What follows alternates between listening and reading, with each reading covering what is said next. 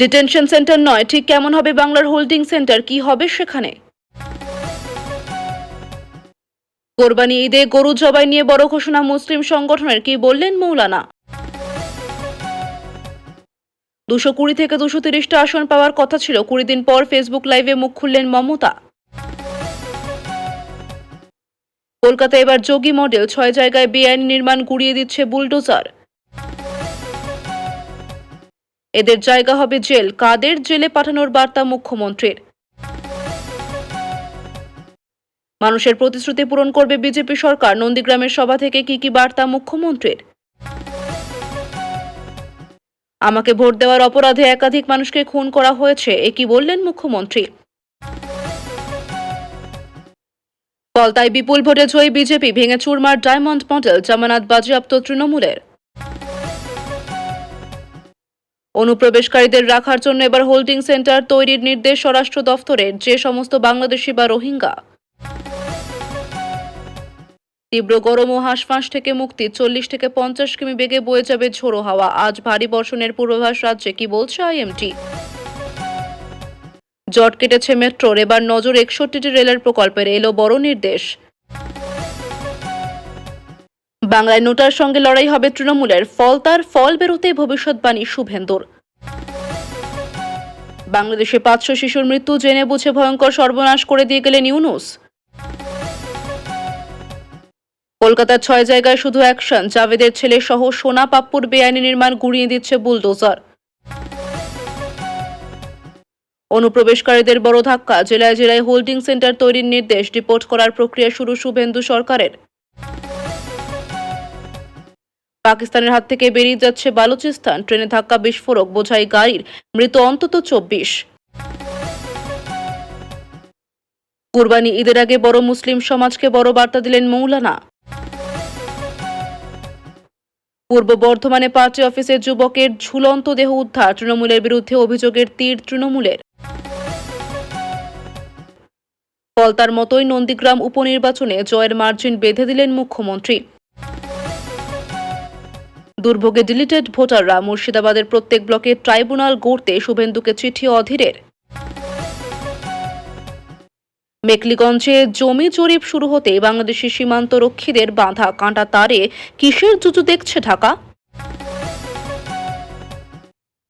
পাক সেনার ট্রেনে বিস্ফোরক বোঝাই গাড়ি নিয়ে ঢুকল বালুচ বিদ্রোহী, বিস্ফোরণে নিহত 24 জওয়ান।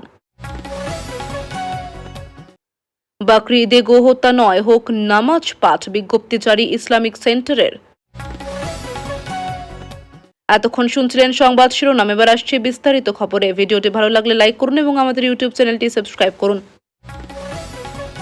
ডিটেনশন সেন্টার নয়, ঠিক কেমন হবে বাংলার হোল্ডিং সেন্টার, কি হবে সেখানে? অবৈধ অনুপ্রবেশকারী ধরা পড়তেই সোজা পাঠিয়ে দেওয়া হবে সীমান্তের ওপারে, এই ঘোষণার পর এবারে শুরু হলো সেই ডিপোর্ট করার প্রক্রিয়া। বাংলা জুড়ে তৈরি হচ্ছে হোল্ডিং সেন্টার, অবৈধ অনুপ্রবেশকারীদের চিহ্নিত করে রাখা হবে সেখানে। কোথায় হবে এই ক্যাম্প, কারা থাকবে, কি আছে নির্দেশিকায়? 2025-এর 2রা ফেব্রুয়ারি কেন্দ্রীয় স্বরাষ্ট্র মন্ত্রক অবৈধ অনুপ্রবেশকারী ও রোহিঙ্গাদের জন্য নতুন নির্দেশিকা জারি করে।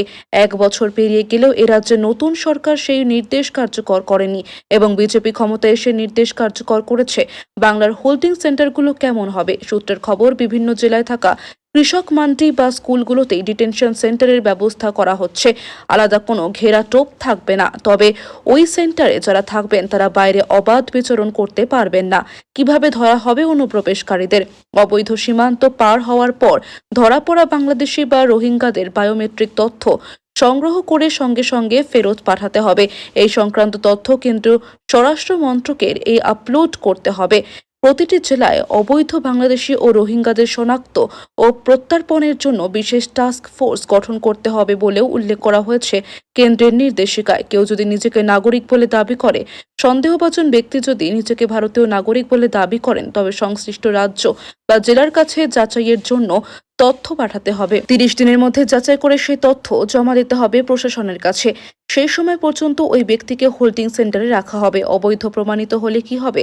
অবৈধ প্রমাণিত হলে ব্ল্যাকলিস্ট করা হবে, যাতে ভবিষ্যতে পুনরায় ভারতে প্রবেশ করতে না পারে। প্রত্যর্পিত ব্যক্তিদের তথ্য কেন্দ্রীয়ভাবে সংরক্ষণ করা হবে। এই তথ্য UIDAI, নির্বাচন কমিশন, পাসপোর্ট কর্তৃপক্ষ ও অন্যান্য সরকারি সংস্থাকে দেওয়া হবে, যাতে সংশ্লিষ্ট পরিচয়পত্র বা সরকারি সুবিধা বাতিল করা যায়। কে খরচ করবে? প্রত্যর্পণের জন্য পরিবহনের প্রাথমিক খরচ রাজ্য সরকার বহন করবে, পরে কেন্দ্রের কাছ থেকে ফেরত পাবে। হোল্ডিং সেন্টার স্থাপন ও পরিচালনার সম্পূর্ণ ব্যয় রাজ্য সরকার বা কেন্দ্রশাসিত অঞ্চল প্রশাসনকেই বহন করতে হবে।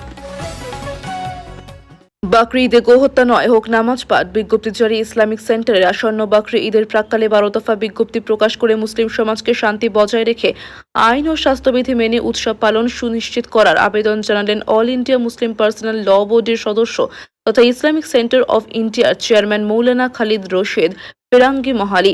তিনি বিশেষ করে বাকরি ঈদে গরু বলিদান থেকে বিরত থাকার কথা বলেছেন। মাহালি বলেছেন, লখনৌয়ের ইসলামিক সেন্টার অফ ইন্ডিয়া 12 দফা পরামর্শ দিয়েছে। তাতে মুসলিম সম্প্রদায়কে আইনি বিধিনিষেধ নেই, শুধুমাত্র এমন পশু কোরবানি দেওয়ার পরামর্শ দেওয়া হয়েছে। বিশেষত গরু বলি দেওয়া উচিতই নয়, কারণ তা দেশের আইনের পরিপন্থী।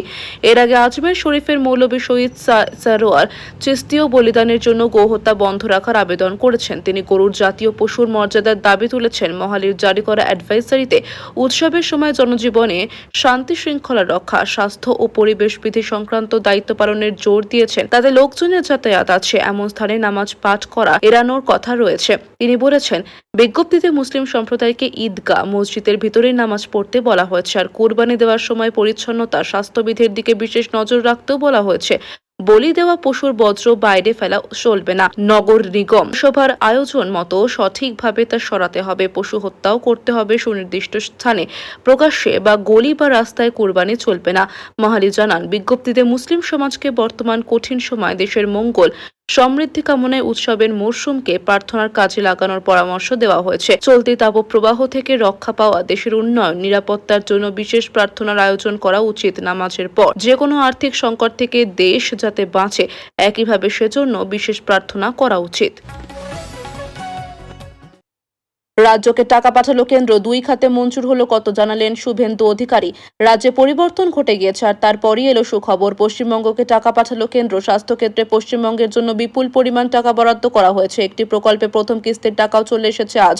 এতদিন যে টাকা বকেয়া পড়েছিল তাও শীঘ্রই চলে আসবে বলে আশাবাদী রাজ্যের নতুন বিজেপি সরকার। মুখ্যমন্ত্রী শুভেন্দু অধিকারী জানালেন, সেই নিয়ে কেন্দ্রীয় স্বাস্থ্য ও পরিবার কল্যাণ মন্ত্রী জেপি নাড্ডার সঙ্গে কথা হয়েছে তার। শনিবার নবান্নের সভাঘর থেকে সাংবাদিক বৈঠক করেন শুভেন্দু। সেখানে রাজ্যবাসীকে সুখবর দেন তিনি। বলেন, আজ পশ্চিমবঙ্গবাসীর জন্য অত্যন্ত খুশির খবর। ন্যাশনাল হেলথ মিশনের আওতায় ভারত সরকার আমাদের জন্য 2103 কোটি টাকা মঞ্জুর করলেন। চলতি অর্থবর্ষের জন্য মঞ্জুর হয়েছে এই টাকা। এর 1/4 500 কোটি টাকা এই মুহূর্তে আমাদের ট্রান্সফার করল ভারত সরকার। 2103 কোটির মধ্যে 500 কোটি পেলাম। নাড্ডার সঙ্গে নিজের কথোপকথনও তুলে ধরেন শুভেন্দু। তার বক্তব্য, 23-24 এবং 24-25 অর্থবর্ষে বিগত সরকার টাকা নেয়নি, সেই অর্থের জন্যই বিশেষ অনুরোধ করেছিলাম।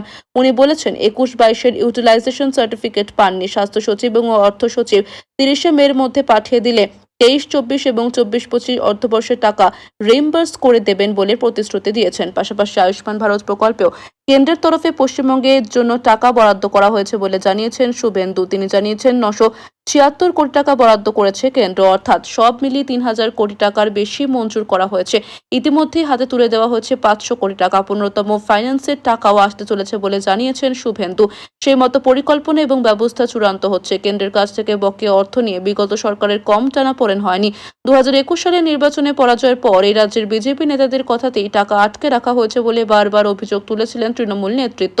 তবে এদিন শুভেন্দু বলেন, পশ্চিমবঙ্গের মানুষকে আশ্বস্ত করতে চাই, কেন্দ্র রাজ্য যৌথ উদ্যোগে আপনাদের জন্য স্বাস্থ্য পরিষেবার ক্ষেত্রে যুগান্তকারী অধ্যায় শুরু করতে চলেছে বর্তমান সরকার। এর সুফল কিছুদিনের মধ্যেই পেতে শুরু করবেন আপনারা। পশ্চিমবঙ্গে আরও মেডিকেল কলেজ খোলার অনুরোধ করেছে রাজ্য। শুভেন্দু জানিয়েছেন, রাজ্যের প্রত্যেক জেলায় একটি করে মেডিকেল কলেজ থাকবে। বর্তমানে রাজ্যের 4 প্রশাসনিক জেলা আলিপুরদুয়ার, কালিম্পং, দক্ষিণ দিনাজপুর এবং পশ্চিম বর্ধমানে মেডিকেল কলেজ হয়নি, এর জন্য জমি সহ কেন্দ্রকে প্রস্তাব পাঠাতে চলেছে নতুন সরকার। উত্তরবঙ্গে এইমস করে তোলা নিয়েও প্রস্তাব পাঠানো হবে। কেন্দ্রের তরফে রাজ্যে 3টি টিম আসতে চলেছে। চিকিৎসকদের ইন হাউস ট্রেনিং দেবে তারা। শুভেন্দু জানিয়েছেন, বাংলায় নবনির্মাণের ক্ষেত্রে বিশেষ করে স্বাস্থ্য ক্ষেত্রের উন্নয়নে অর্থ কোনো সমস্যা হবে না বলে তাকে আশ্বস্ত করেছেন নাড্ডা। মেখলিগঞ্জে জমি জরিপ শুরু হতেই বাংলাদেশি সীমান্ত রক্ষীদের বাধা। কাঁটা তারে কিসের জুজু দেখছে ঢাকা। রাজ্যের তরফে সীমান্তে বিএসএফকে জমি দেওয়ার কাজ শুরু হয়েছে। উত্তরবঙ্গে কোচবিহারের মেখলিগঞ্জে 3 বিঘায় কাঁটাতারের বেড়া তৈরির জন্য জমি জরিপের কাজও শুরু হয়েছে, কিন্তু সেই কাজে বিএসএফকে বাধা দেওয়ার অভিযোগ উঠল বাংলাদেশের সীমান্ত রক্ষীদের বিরুদ্ধে। ভারতের জমিতে কাঁটাতার দেওয়ার ক্ষেত্রে কেন বিএসএফকে বাংলাদেশ বাধা দেবে? কাঁটাতারে কিসের জুজু দেখছে ঢাকা, সেই নিয়ে উঠছে প্রশ্ন। শুক্রবার এই বাধা দেওয়াকে ঘিরে দেখা দিয়েছিল চাঞ্চল্য। তবে বিএসএফ এর তরফে বাংলাদেশের সীমান্ত রক্ষীদের সেই বাধাকে গুরুত্ব দেওয়া হয়নি। শনিবার জমি জরিপের কাজ করল বিএসএফ। প্রশাসন ও বিএসএফ সূত্রে খবর, মেখলিগঞ্জ মহকুমা 3 বিঘা সীমান্ত এলাকায় কাঁটাতারের বেড়া তৈরির জন্য জমি জরিপ করার কাজ চলছিল। সেই সময় বাধা দেওয়ার অভিযোগ উঠেছিল বর্ডার গার্ড বাংলাদেশের বিরুদ্ধে। শুক্রবার সেই ঘটনাকে কেন্দ্র করে এলাকায় উত্তেজনা ছড়ায়। যদিও শনিবার সকালেও বাধা দেওয়া হয় বলে অভিযোগ। জমি কেন কাঁটাতার দেওয়া হবে, বিজিবি সেই প্রশ্ন তুলে হই হল্লা শুরু করে। কাজে সাময়িকভাবে বাধা দেওয়া হয় বলেও অভিযোগ। ওই ঘটনাকে ঘিরে 3 বিঘা এলাকায় উত্তেজনা ছড়িয়েছিল। তবে কোনোভাবেই পিছিয়ে আসেনি বিএসএফ। প্রশাসন ও বিএসএফ সূত্রে খবর, মেখলিগঞ্জ মহকুমা 3 বিঘা সীমান্ত এলাকায় কাঁটাতারের বেড়া তৈরির জন্য জমি জরিপ করার কাজ চলছিল।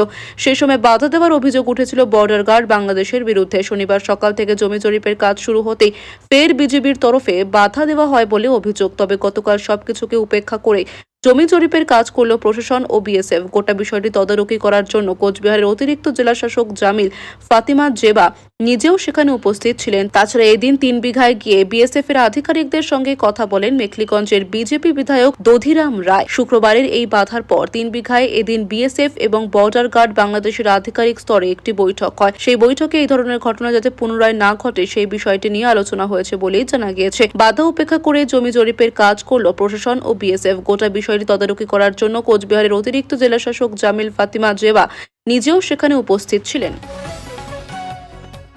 জট কেটেছে মেট্রোর। এবার নজর 61টি রেলের প্রকল্পে এলো বড় নির্দেশ। বিজেপির সরকার আসার পরে চিংড়িহাটায় মেট্রো প্রকল্পের জট কেটেছিল। এবার রাজ্যে থমকে থাকা বাকি রেল প্রকল্পগুলোরও জট কাটতে চলেছে। পশ্চিমবঙ্গের রেলের 61টি প্রকল্পের জন্য প্রয়োজনীয় জমি দেওয়ার নির্দেশ দিলেন মুখ্যমন্ত্রী শুভেন্দু অধিকারী। রাজ্যে রাজনৈতিক বদলের পরেই থমকে থাকা চিংড়িহাটায় মেট্রো প্রকল্পের জট কেটেছে। সরকার বদলাতে শুরু হয়েছে কাজ। এবার এই রাজ্যের রেলের জমি সহ বিভিন্ন জটে আটকে থাকা প্রায় 61টি প্রকল্পের জমি দেওয়ার জন্য নির্দেশ দিলেন মুখ্যমন্ত্রী শুভেন্দু অধিকারী। 61টি প্রজেক্টের জন্য জমি। এদিন শুভেন্দু অধিকারী বলেন, রেলমন্ত্রী Ashwini Vaishnavji 61টি railway project railway board থেকে অ্যাপ্রুভ করেছেন। শুধু জমির জন্য আটকে ছিল। আমরা জমি দেওয়ার জন্য সংশ্লিষ্ট দফতরকে নির্দেশ দিয়েছি। 61টা নতুন রেল প্রকল্প হিলি সহ, হিলি বেশিরভাগটাই হয়ে গেছে, আর একটু বাকি রয়েছে। আমার নন্দীগ্রাম সহ 6 একর জমি রাজ্য সরকার দেয়নি। 74 একর জমিতে রেল পুরো মাত্রায় কাজ করছে। পূর্ব রেলের জেনারেল ম্যানেজার মিলিন্দ দেওস্কর বলেন, বিভিন্ন রেল ওভারব্রিজ আন্ডারপাস আটকে রয়েছে। আমরা 100% টাকা দেব বললেও করতে দেয়নি। এখন রাজ্যের তরফে একজন নোডাল অফিসার রেখে দেওয়া হয়েছে। এটাতে সুবিধা হবে। কি কি কাজে হাত দেওয়া হবে? বিগত তৃণমূল সরকারের শাসনকালে বারবার বিভিন্ন ইস্যুতে কেন্দ্রীয় সরকার ও রাজ্য সরকারের সংঘাত দেখছে পশ্চিমবঙ্গবাসী। তাতে বাদ যায়নি এই রাজ্যের রেলের প্রকল্পগুলিও। গত বছরের শীতকালীন অধিবেশনে সংসদে দাঁড়িয়ে এই ইস্যুতে রাজ্যের তৎকালীন তৃণমূল সরকারের বিরুদ্ধে অসহযোগিতার অভিযোগ তুলেছিলেন রেলমন্ত্রী। তার মুখে উঠে আসে জমি জট থেকে আইন শৃঙ্খলা জনিত সমস্যা। রেলমন্ত্রী অশ্বিনী বৈষ্ণব বলেছেন, পশ্চিমবঙ্গে 99টি আরওবির কাজ আটকে আছে। রাজ্য সরকারের সহযোগিতার অভাবে 27টি আরওবি এবং আন্ডারপাসে রাজ্য সরকারের এনওসি মেলেনি। 10টি ফ্লাইওভার এবং আন্ডারপাসের জমি অধিগ্রহণ বাকি আছে। 7টি ফ্লাইওভার এবং আন্ডারপাসের দেরির মূল কারণ আইন শৃঙ্খলা। আমাকে ভোট দেওয়ার অপরাধে একাধিক মানুষকে খুন করা হয়েছে, কি বললেন মুখ্যমন্ত্রী। মুখ্যমন্ত্রী হওয়ার পর রবিবার প্রথম নন্দীগ্রামে গেলেন মুখ্যমন্ত্রী শুভেন্দু অধিকারী। ধন্যবাদ জ্ঞাপন সভা থেকে সেখানকার মানুষদের কৃতজ্ঞতা জানান মুখ্যমন্ত্রী। তিনি বলেন, 2003 থেকে আমাকে যেভাবে দেখেছেন আগামী দিনেও একইভাবে দেখবেন। নন্দীগ্রামকে কৃতজ্ঞতা জানাতে এসেছে। নন্দীগ্রামে বিজেপি আজ বীজ থেকে বটবৃক্ষ মূল সহ উৎখাত হয়েছে তৃণমূল কংগ্রেস। পাশাপাশি বাংলাকে দুর্নীতিমুক্ত করা ও ভোট পরবর্তী হিংসা নিয়েও বড় বার্তা দেন মুখ্যমন্ত্রী শুভেন্দু অধিকারী। তিনি বলেন, আমাকে ভোট দেওয়ার অপরাধে একাধিক মানুষকে খুন করা হয়েছে। আমার কাছে সব লিপিবদ্ধ করা আছে। ভরসা রাখুন, নন্দীগ্রামের ঋণ শোধ করব। আগের মতোই আমাকে পাবে নন্দীগ্রামের ধন্যবাদ জ্ঞাপন সভা থেকে মুখ্যমন্ত্রী শুভেন্দু অধিকারী জানান, 2021 সালের মানুষের প্রতিশ্রুতি পূরণ করবে বিজেপি সরকার। নন্দীগ্রামের সভা থেকে কি বার্তা মুখ্যমন্ত্রীর? ভোট পরবর্তী হিংসা নিয়ে মঞ্চ থেকে গর্জে উঠলেন শুভেন্দু অধিকারী। তিনি বলেন, আপনারা চিন্তিত 5 বছরের মিথ্যে মামলা নিয়ে। যা করার আইনি পথে করব। আমি জানি আমার 4,000 কর্মীকে আপনারা মিথ্যে মামলায় জড়িয়েছেন। আপনি কি ভাবছেন শুধু সবকা সাথ সবকা বিকাশ, শুধু তাই হবে? সবকা হিসাব হবে না, হবে নিশ্চিত। হাতে আইন তুলবেন না, এখনো গুন্ডাগুলো বাড়িতে আছে। চাইলে তো ইট তুলে নিতে পারেন, আপনারা না করবেন না। বিজেপি এটা করে না, এদের আসল জায়গা হবে জেল। আমি একটাকেও ছাড়বো না। ঘনিয়েছে ঘূর্ণাবর্ত, অতি ভারী বৃষ্টির জেরে রেড অ্যালার্ট এই জেলায়। কলকাতার কি আপডেট? দক্ষিণবঙ্গে আজ রবিবার পর্যন্ত দুর্বিষহ ঘর্মাক্ত চূড়ান্ত অস্বস্তিকর গরম। পশ্চিমের জেলায় খাতায় কলমে না হলেও ফিল লাইক তাপ প্রবাহের অনুভূতি। মঙ্গলবার পর্যন্ত প্রায় একই রকম পরিস্থিতি। বুধবার থেকে অনেকাংশে হাওয়া বদল। ঝড় বৃষ্টি কবে? আগামী সপ্তাহের মাঝামাঝি ঝড় বৃষ্টির পরিমাণ বাড়তে পারে দক্ষিণবঙ্গে। ঝড় বৃষ্টির কারণে কমতে পারে তাপমাত্রা। 2 থেকে 3 ডিগ্রি সেলসিয়াস পর্যন্ত তাপমাত্রা কমতে পারে। আগামী উইকেন্ডে ফিরতে পারে স্বস্তি, কাটতে পারে এই অসহনীয় পরিস্থিতি। ঘনিয়েছে ঘূর্ণাবর্ত, উড়িষ্যাতে রয়েছে একটি ঘূর্ণাবর্ত। উত্তরপ্রদেশ থেকে এই ঘূর্ণাবর্ত পর্যন্ত একটি অক্ষরেখা। এর প্রভাবে আজও উত্তরবঙ্গে ভারী থেকে অতি ভারী বৃষ্টির সতর্কতা। জলপাইগুড়ি, আলিপুরদুয়ার জেলায় অতি ভারী বৃষ্টির সতর্কতা। দার্জিলিং, কালিম্পং, কোচবিহার এবং উত্তর দিনাজপুরে ভারী বৃষ্টির সতর্কতা। আজ পর্যন্ত ভারী বৃষ্টি বিক্ষিপ্তভাবে উপরের 5 জেলায়। সোমবার এবং মঙ্গলবার জলপাইগুড়ি, আলিপুরদুয়ার, কোচবিহারে বিক্ষিপ্তভাবে ভারী বৃষ্টি। বুধবার থেকে বৃষ্টির পরিমাণ কমবে উত্তরবঙ্গে। দক্ষিণবঙ্গে মঙ্গলবার 26শে মে পর্যন্ত গরম ও অস্বস্তিকর আবহাওয়া। গরম ও অস্বস্তি বেশি থাকবে পুরুলিয়া, বাঁকুড়া, ঝাড়গ্রাম, পশ্চিম মেদিনীপুর এবং পশ্চিম বর্ধমান জেলাতে। কলকাতা সহ বাকি জেলাতেও গরম এবং অস্বস্তিকর আবহাওয়া। ফিল্ড লাইক টেম্পারেচার অনেকটা বেশি অনুভূত হবে। 27শে মে বুধবার থেকে ঝড় বৃষ্টির সম্ভাবনা বাড়বে দক্ষিণবঙ্গের সব জেলাতেই। কলকাতা সহ সংলগ্ন এলাকায় বজ্রবিদ্যুৎ সহ ঝড় বৃষ্টির পরিমাণ বাড়বে বৃহস্পতি ও শুক্রবার। ফলে আগামী বৃহস্পতিবার থেকে পরিস্থিতি অনেকটা সহনীয় হবে। কলকাতার কি আপডেট? কলকাতার সর্বোচ্চ তাপমাত্রা প্রায় 36 থেকে 37 ডিগ্রি সেলসিয়াসের কাছাকাছি ঘোরাফেরা করলেও বাতাসে আর্দ্রতার পরিমাণ বেশি থাকার কারণে ফিল লাইক বা অনুভূত তাপমাত্রা অনেকটাই বেশি থাকছে। ফলে সাধারণ মানুষের নাজেহাল পরিস্থিতি তৈরি হয়েছে। তবে আগামী মঙ্গলবার পর্যন্ত মূলত আংশিক মেঘলা আকাশ এবং চরম অস্বস্তি বজায় থাকলেও স্থানীয়ভাবে 2-1 জায়গায় বজ্রবিদ্যুৎ সহ হালকা বৃষ্টির সম্ভাবনা উড়িয়ে দেওয়া যাচ্ছে।